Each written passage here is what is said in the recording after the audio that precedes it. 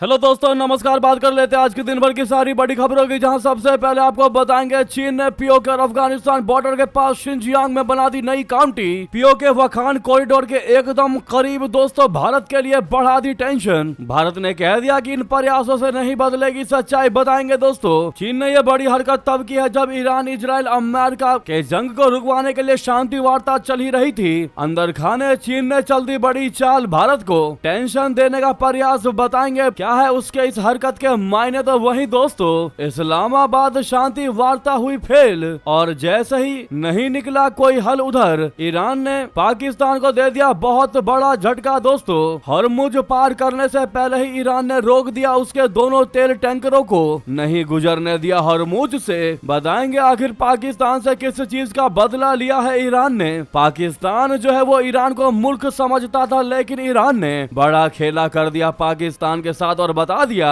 कि हमें मुल्क समझने की भूल मत करना, मुल्क तो तुम हो। तो वही पाकिस्तान में नहीं हो पाया समझौता, तो फूटा डोनाल्ड ट्रंप का गुस्सा। ईरान को दे दिया अल्टीमेटम, जिस धमकी ने भारत को भी ला दिया टेंशन में। ऐसी कौन सी धमकी दी दोस्तों ट्रंप ने जिससे भारत का भी नुकसान हो सकता है, जानकर आप भी जाएंगे चौंक। वही बातचीत फेल होता ही पुतिन ने तेहरान के राष्ट्रपति को भी मिला दिया फोन। किस मुद्दे पर हुई बात, साथ ही साथ उधर बताएंगे यूएई क्यों गए विदेश मंत्री जयशंकर जी। वहीं बताएंगे क्या राहुल गांधी को कांग्रेस से हटाने की चल रही है तैयारी। क्या कांग्रेस पार्टी से राहुल गांधी को हटा दिया जाएगा। बताएंगे किसने बड़ा दावा कर दिया। साथ ही साथ आपको बताएंगे अब बातचीत तो फेल हो गई दोस्तों ईरान अमेरिका इजराइल में जंग को लेकर, नहीं बन पाया सीज फायर पर कोई बात। तो क्या अब भारत में सामानों के बढ़ जाएंगे रेट, क्या दुनिया में मचेगा हाहाकार। इन सवालों का भी देंगे आपको जवाब। बस आप वीडियो के अंत तक बने रहिएगा। और खबरों में आगे बढ़ने से पहले अगर आप भी मानते हैं कि चीन के नाम रख देने मात्र से हकीकत नहीं बदलने वाली, तो वीडियो को लाइक करके चैनल को सब्सक्राइब करके बेल आइकन दबा के कमेंट में जय हिंद और अखंड भारत जरूर लिख दीजिएगा। दोस्तों अब बात करते हैं पहली सबसे बड़ी खबर की, जहां चाइना ने उइगर मुस्लिमों के इलाके में बनाई नई काउंटी। पीओके वखान कॉरिडोर के एकदम करीब, भारत के लिए बड़ी टेंशन की जानकारी। दोस्तों बता दें चीन ने शिनजियांग प्रांत में एक नई काउंटी बनाई है। ये काउंटी पाकिस्तान अधिकृत कश्मीर बोले तो पीओके और अफगानिस्तान की सीमा के पास बनी है। चीन के इस क्षेत्र में काउंटी बनाने के पीछे उसका मकसद उइगर अलगाववादियों की घुसपैठ रोकना और संकरे वखान कॉरिडोर की सुरक्षा बढ़ाना माना जा रहा है। सैनलिंग नाम की काउंटी काराकोरम पर्वतमाला के पास है। ये नई काउंटी सुरक्षा के लिहाज से भारत का ध्यान खींचती है दोस्तों, क्योंकि ये पीओके से बिल्कुल सटी हुई है। जी हां दोस्तों, इस खबर ने हर भारतीय को चौंका दिया है। पीटीआई की रिपोर्ट के मुताबिक चीन ने शिनजियांग में बीते एक साल में ये तीसरी नई काउंटी बनाई है। इस इलाके में मुख्य रूप से मुस्लिम उइगर आबादी रहती है। नई काउंटी विवादित इलाकों के पास है। ऐसे में भारत ने पिछले साल चीन के सामने हेयान और हैकांग काउंटी पर विरोध जताया था। भारत ने इन काउंटी के कुछ इलाके के केंद्र शासित प्रदेश लद्दाख में आने का मुद्दा उठाया था। काउंटी में विवादित अक्साई चीन पठार का हिस्सा शामिल है। ये लद्दाख का वो हिस्सा है जिस पर 1962 के युद्ध में चीन ने कब्जा कर लिया था। दोस्तों पीटीआई के मुताबिक शिनजियांग उइगर स्वायत्त क्षेत्र की सरकार ने 26 मार्च को सैन्य लिंग की स्थापना की घोषणा की है। इसके प्रशासनिक डिवीजनों और सटीक सीमाओं के बारे में कोई विस्तृत जानकारी नहीं दी गई। वखान कॉरिडोर के पास इस कदम के पीछे रणनीतिक और सुरक्षा संबंधित प्राथमिकता मानी जा रही है। ये चीन को दक्षिण और मध्य एशिया से जोड़ने वाला रणनीतिक प्रवेश द्वार है। ये $60 अरब के चीन पाकिस्तान आर्थिक गलियारे बोले तो सीपीईसी का शुरुआती बिंदु भी है। ये गलियारा पाकिस्तान अधिकृत कश्मीर से गुजरता है। इसके चलते भारत इसका विरोध करता है दोस्तों।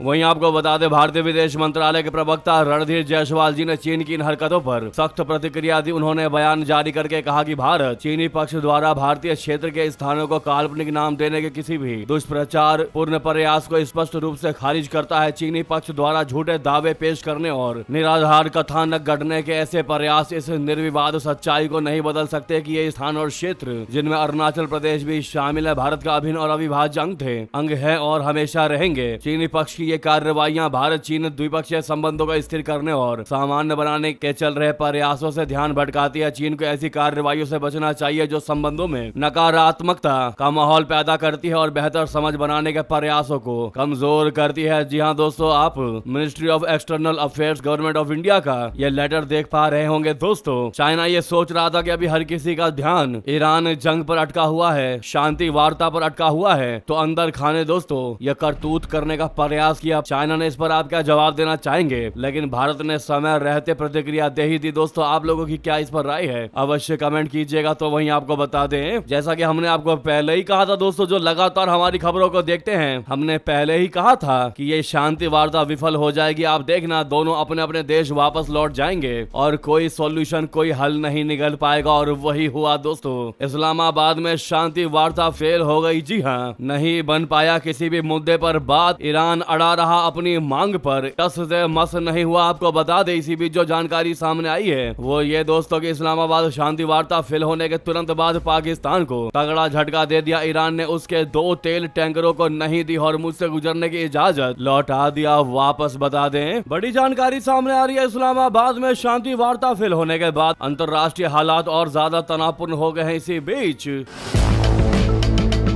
पाकिस्तान के 2 टैंकर शालमार और खैरपुर को लेकर बड़ी खबर सामने आई है, जो अरब सागर से हॉर्मुज स्ट्रेट में दाखिल होने की कोशिश कर रहे थे, लेकिन उन्हें वापस लौटना पड़ गया। इसके पीछे का कारण अभी साफ नहीं है दोस्तों। जानकारी के मुताबिक पाकिस्तान के 2 ऑयल टैंकर शालमार और खैरपुर फारस की खाड़ी की ओर जा रहे थे। दोनों जहाज IRGC के नए सेफ रूट से गुजरना चाहते थे, लेकिन अचानक ईरान ने उनको वापस लौटा दिया। दोस्तों इस घटना ने समुद्री व्यापार और ऊर्जा आपूर्ति को लेकर पाकिस्तान की चिंता बढ़ा दी। दोस्तों पाकिस्तान ने ईरान के साथ किया भी तो बहुत कुछ गलत है, शायद उसका ही बदला ले रहा हो ईरान। इस्लामाबाद बुलाकर सऊदी को भेज दिया जेट्स, सऊदी में तैनात कर दिए सैनिक। इससे बड़ा विश्वासघात क्या ही होगा ईरान के लिए पाकिस्तान की तरफ से, जहां वो एक तरफ अपने यहाँ बुला करके शांति वार्ता की बात कर रहा था, वहीं दूसरी तरफ उग्र वार्ता के लिए सऊदी अरबिया को तैयार कर रहा था। ऐसे में हो सकता है पाकिस्तान की अब एक एक गलती की सजा ईरान देने को तैयार हो चुका है दोस्तों। पर एक चीज तो तय है, हमें नहीं लगता कि दोबारा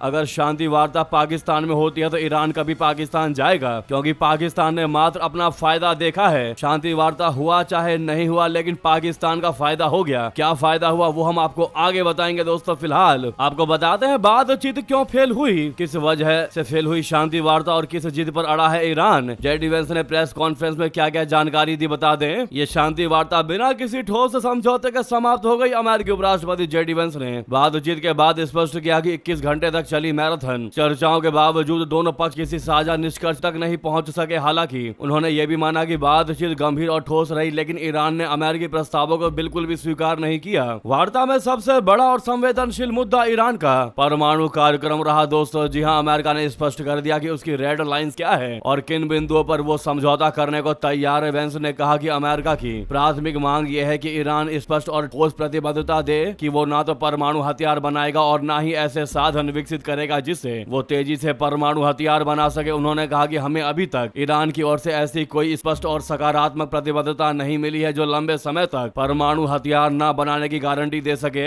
यानी कि दोस्तों ये परमाणु का मुद्दा सबसे महत्वपूर्ण मुद्दा था, जिसकी वजह से ये बातचीत सफल नहीं हो पाई और दोनों देश अपने अपने देश वापस लौट आए। अब आपको बता दे दोस्तों,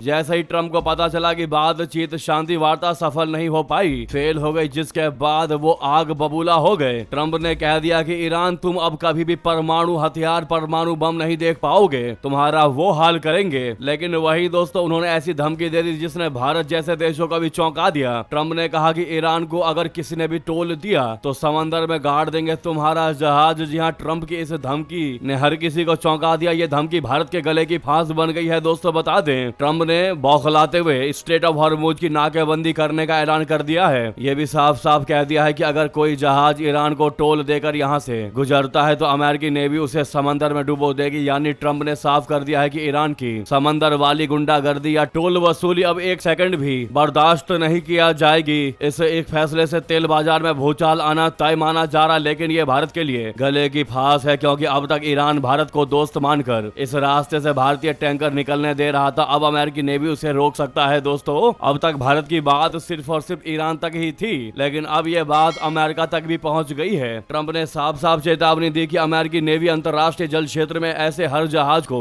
ढूंढेगी, खोजेगी और रोकेगी जिसने ईरान को कोई भी अवैध टोल चुकाया है। जो टोल देगा उसे समंदर में सुरक्षित रास्ता नहीं मिलेगा। जी हाँ, इस धमकी ने वाकई में दोस्तों भारत को तो चौंका ही दिया है कि भारत मान लो बिना टोल दिए भी या टोल देकर भी हॉर्मुज से गुजरता है तो भी अमेरिका उसको वहां रोकेगा। जी हाँ, अब इसका भी काट निकालना पड़ेगा अपने भारत को। आपको क्या लगता है दोस्तों, क्या आप इस पर सुझाव देना चाहेंगे भारत की मोदी सरकार को? भारी मात्रा में कमेंट कीजिएगा। लेकिन अगर आप भी मानते हैं कि भारत कोई ना कोई इसका रास्ता अवश्य निकाल लेगा, तो सबसे पहले दोस्तों सामने लाइक का बटन अभी तक लाइक नहीं किया है तो इस लाइक के बटन को जल्दी से प्रेस कर दीजिए दोस्तों, और साथ ही साथ कमेंट में मेरा भारत महान अवश्य लिखिएगा। आपको बता दें,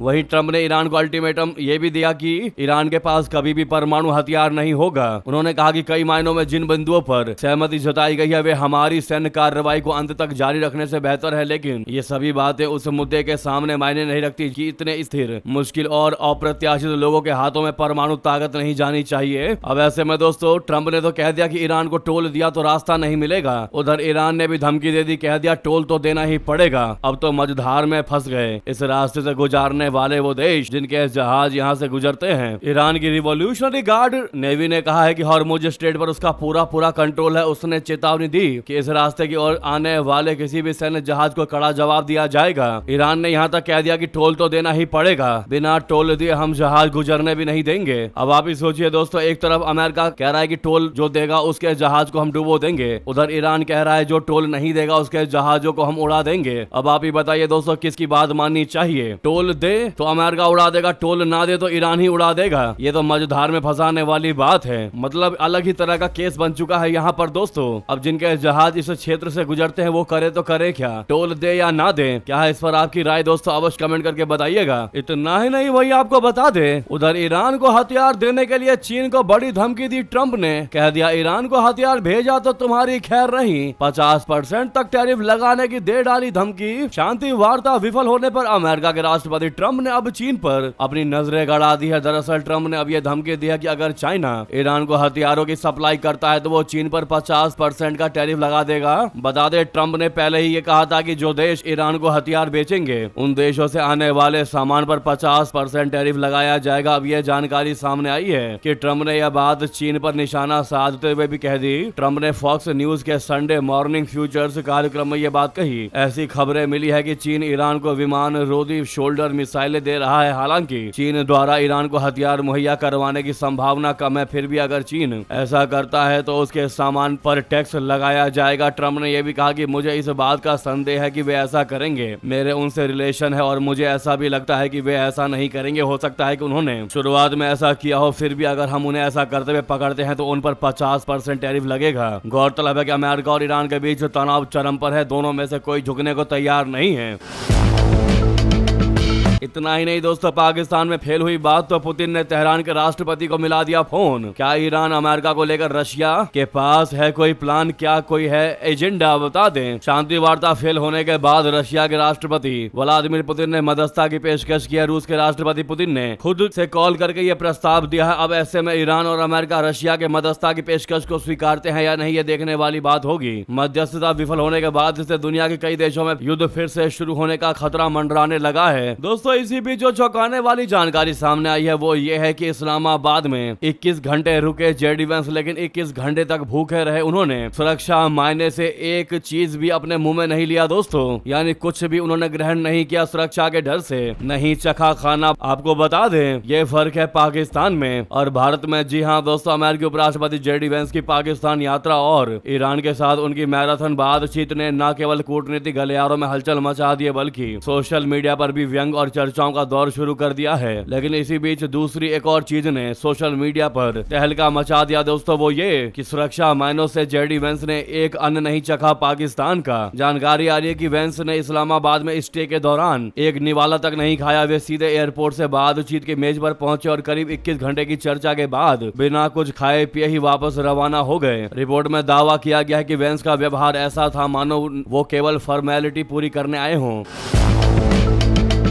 21 घंटे की लंबी चर्चा के बावजूद वे जिस तरह बिना किसी औपचारिक भोज या विश्राम के वापस लौटे, उसने इस बातचीत की गंभीरता और नतीजों पर सवाल खड़े कर दिए हैं। कूटनीतिक जानकारों का मानना है कि खाने पीने से परहेज करना अमेरिका की अत्यधिक सुरक्षा चिंताओं को दर्शाता है, लेकिन आम जनता के लिए यह सोशल मीडिया पर एक मीम मटेरियल भी बन गया। दोस्तों आपको बता दें, ये जानकारी जब सोशल मीडिया पर वायरल हुई तो कुछ भारतीय लोगों ने यह भी कहा कि पाकिस्तान में कुछ नहीं खाया, कोई बात नहीं, कम से कम अपने ससुराल से ही कुछ मंगवा लेते। आशा करते हैं आप समझ गए होंगे दोस्तों। जिनको नहीं पता उनको बता दें जेडी वेंस की जो वाइफ है दोस्तों, उनकी पत्नी उषा वेंस भारतीय मूल की हैं और इसीलिए लोग मजाक या इशारा करते नजर आए। लेकिन ये जानकारी पाकिस्तान के लिए बड़ी ही शर्मनाक खबर है कि अमेरिका के उपराष्ट्रपति आए और बिना खाना खाए चले गए। ये सबसे बड़े सवालिया निशान खड़े करता है पाकिस्तान पर कि पाकिस्तान आतंकवादियों का देश है और ये बात पूरी दुनिया को पता है। जी हाँ, तब भी पाकिस्तान अपने आप में सुधार नहीं लेकर आता, ये उससे भी बड़ी शर्मनाक बात है। इस पर आपकी क्या राय है दोस्तों, अवश्य कमेंट करके बताइएगा। साथ ही साथ आपको उधर बता दें, मिडल ईस्ट टेंशन के बीच एक्शन में जयशंकर जी यूएई के राष्ट्रपति से की मुलाकात, इस बात पर दिया जोर। भारत के विदेश मंत्री डॉक्टर जयशंकर जी 2 दिवसीय दौरे पर संयुक्त अरब अमीरात पहुंचे हैं। उन्होंने रविवार को अबू धाबी में यूएई के राष्ट्रपति शेख मोहम्मद बिन जायद अल नहयान से मुलाकात की और प्रधानमंत्री नरेंद्र मोदी जी की ओर से शुभकामनाएं दी। मीटिंग के दौरान डॉक्टर जयशंकर जी ने पश्चिम एशिया में संघर्ष के दौरान यूएई में भारतीय समुदाय की भलाई और सुरक्षा सुनिश्चित करने के लिए शेख मोहम्मद बिन जायद अल नहयान का शुक्रिया अदा किया। इसके अलावा जयशंकर जी ने यूएई के शीर्ष नेता के साथ आर्थिक और ऊर्जा संबंधों को लेकर महत्वपूर्ण चर्चा की। जयशंकर जी ने एक्स हैंडल पर लिखा कि अबू धाबी में यूएई के राष्ट्रपति शेख मोहम्मद बिन जायद अल नहयान से मिलकर बहुत सम्मानित महसूस कर रहा हूं। प्रधानमंत्री नरेंद्र मोदी की तरफ से हार्दिक शुभकामनाएं और पश्चिम एशिया संघर्ष के दौरान भारतीय समुदाय की भलाई सुनिश्चित करने के लिए हमारा शुक्रिया। भारत यूएई व्यापक रणनीतिक साझेदारी को और मजबूत करने के लिए उनके निर्देश के लिए उन्हें धन्यवाद दिया दोस्तों।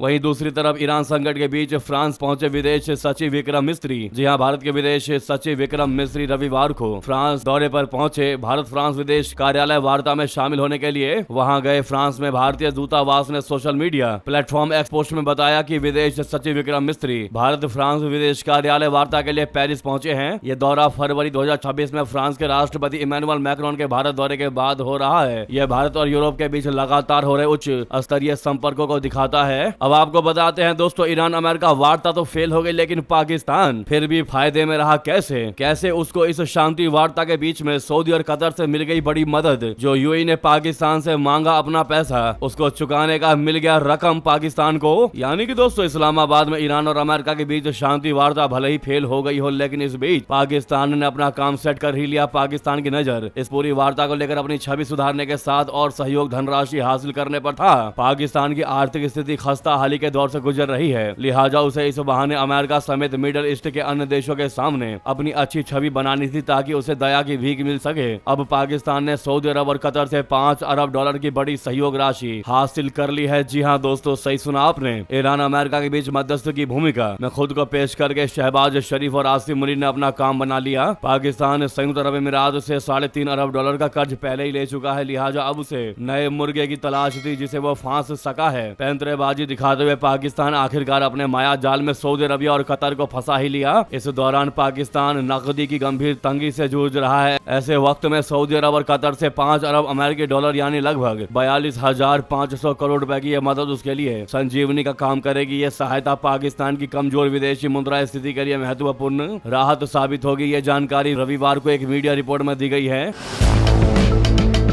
पाकिस्तान को यह अपेक्षित राशि ऐसे महत्वपूर्ण समय पर मिल रहा है जब इस्लामाबाद इस महीने संयुक्त अरब अमीरात को $3.5 अरब चुकाने की तैयारी कर रहा है और उसके विदेशी मुद्रा भंडार पर दबाव बढ़ रहा है। जी हां दोस्तों, तो ये चाल चली पाकिस्तान ने। शहबाज शरीफ को पता था कि युद्ध विराम तो होने वाला नहीं है, लेकिन अपने देश में ईरान को बुला करके हम सऊदी अरब को अपने जेट्स और सैनिकों की तैनाती कर देंगे, जिससे सऊदी खुश हो जाएगा और बिना ईरान को ट्रिगर किए सऊदी हमको धनराशि दे देगा, जिससे कि हम यूएई का कर्जा उतार देंगे। ऐसे में सऊदी और कतर को बड़ा मोहरा बनाया दोस्तों शहबाज और मुनीर ने मिलकर, और दोनों बन भी गए और इन्होंने वादा कर दिया कि हम आपको $5 अरब देंगे। यानी यहाँ पर भी दोस्तों गेम खेल गया पाकिस्तान। क्या है इस पर आपकी राय अवश्य कमेंट करके बताइएगा। हमें तो पहले से ये बात पता थी कि पाकिस्तान यहाँ पर भी अपना कोई ना कोई फायदा निकालेगा, क्योंकि पाकिस्तान की शुरू से ही यह हरकत रही है दोस्तों। वहीं आपको बता दें, वहीं ईरानी दूतावास में क्यों पहुंचे भारत के विदेश राज्य मंत्री इस्लामाबाद शांति वार्ता के बाद। देखिए, भारत की कूटनीति दोस्तों पश्चिम एशिया में जारी संकट के बीच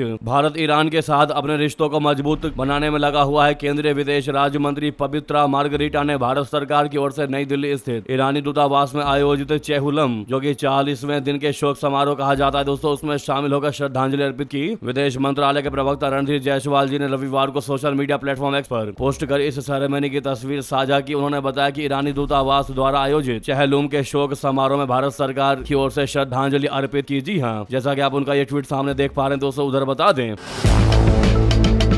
वहीं सीएम फडणवीस का सबसे बड़ा दावा, कहा राहुल गांधी को कांग्रेस से हटाने की चल रही बहुत बड़ी तैयारी। महाराष्ट्र में बड़ी सियासी हलचल। दोस्तों, महाराष्ट्र के सीएम देवेंद्र फडणवीस ने लोकसभा में विपक्ष के नेता और कांग्रेसी सांसद राहुल गांधी पर निशाना साधा। सीएम फडणवीस ने दावा किया कि खुद कांग्रेस पार्टी अब राहुल गांधी को हटाने की तैयारी कर रही है, क्योंकि वो पार्टी को किसी भी चुनाव में जीत नहीं दिला पा रहे हैं। दरअसल नागपुर में एक कार्यक्रम के दौरान पत्रकारों से सीएम फडणवीस ने यह बातें कही। महाराष्ट्र के सीएम ने कहा कि राहुल गांधी अपनी कुर्सी बचाने की लड़ाई में लगे हैं। लगातार चुनाव हारने के कारण उनकी नेतृत्व की क्षमता पर सवाल खड़े होने लगे हैं। जी हां दोस्तों, देवेंद्र फडणवीस ने आगे कहा कि राहुल गांधी ने आज आरएसएस पर जो हमला किया है वो वास्तव में अपनी पार्टी के अंदरूनी कलह से ध्यान भटकाने के लिए है। बता दें कि इससे पहले राहुल गांधी ने आरएसएस बीजेपी पर आरोप लगाते हुए कहा कि इनका मुख्य उद्देश्य संविधान को खत्म करना है। बीजेपी भारत में सबको बराबर नहीं मानती, ऐसा कहा था राहुल गांधी ने। दोस्तों, जिस पर फडणवीस ने यह बड़ा दावा किया है, क्या है आपकी इस पर राय? आपके हिसाब से राहुल गांधी एक कामयाब नेता है या फिर फेल नेता? कमेंट में जरूर लिखकर बताइएगा क्या है आपकी राय। तो वहीं आपको बता दें, प्रधानमंत्री मोदी जी ने कहा कि टीएमसी ने मदरसों के लिए 6000 करोड़ रुपए दिए हैं, अब 15 साल का हिसाब देना होगा। सिलीगुड़ी की जनसभा उनकी नींदें उड़ा देगी। जी हां दोस्तों, प्रधानमंत्री नरेंद्र मोदी जी ने रविवार को कहा कि टीएमसी ने मदरसों के लिए 6000 करोड़ दिए हैं, लेकिन विकास के लिए कुछ नहीं किया। वो सिर्फ अपने खास वोट बैंक के लिए पैसे देती है। आपने टीएमसी के शासन काल में बंगाल की बर्बादी देखी है, अब उन्हें 15 साल का हिसाब देना होगा। उन्होंने कहा कि बंगाल से टीएमसी का जाना तय है। कल मेरे रोड शो में लोगों ने जो प्यार दिखाया उसे मैं कभी नहीं भूल सकता। आज सिलीगुड़ी की ये जनसभा टीएमसी की नींदें उड़ा देगी। प्रधानमंत्री मोदी जी का दोस्तों कल पश्चिम बंगाल दौरे का दूसरा दिन था। उन्होंने सिलीगुड़ी में जनसभा की। मोदी जी ने दार्जिलिंग की सभी 5 और जलपाईगुड़ी जिले की सभी 7 सीटों पर भाजपा के उम्मीदवारों के लिए वोट मांगे। साथ ही साथ प्रधानमंत्री मोदी जी ने नागरिक संशोधन अधिनियम यानी सीएए का भी जिक्र किया। उन्होंने कमल खिलाओ घुसपैठिया भगाओ के नारे लगाते हुए कहा कि टीएमसी की सरकार निर्मम है, लेकिन हमने सीएए की मदद से आपको वोटिंग की गारंटी दी है।